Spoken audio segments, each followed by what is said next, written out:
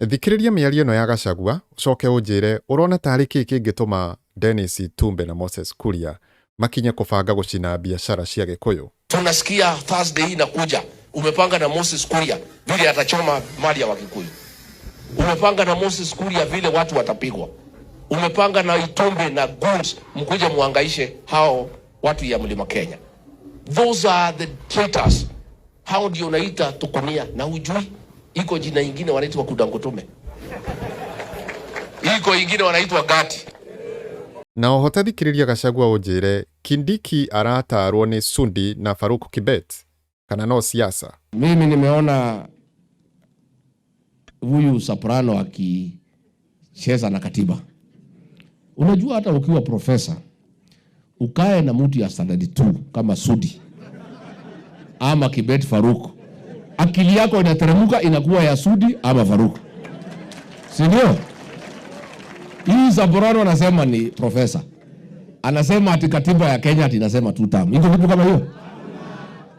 You know, unajua kwa biology kulikuwa na process mbili, moja inaitwa diffusion, ingine inaitwa osmosis.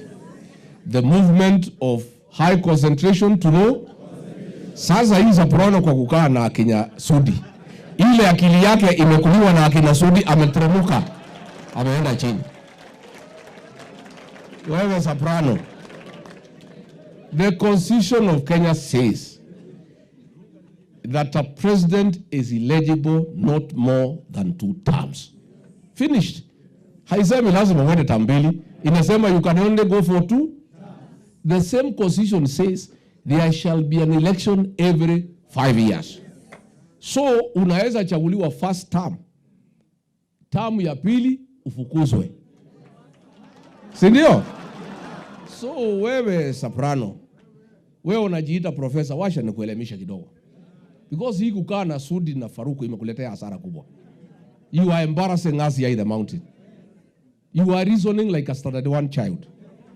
You are reading the constitution upside down. We ni uretikania na Gachagua ati Kindiki aratarwo ni Farouk Kibet na Oscar Sudi. Dennis Itumbe na Moses Kuria urona tarĩ kĩĩ kĩngĩtũma mabange gucina biashara cia Gikuyu gĩcigo-inĩ kĩa Mount Kenya kuringana na Gachagua.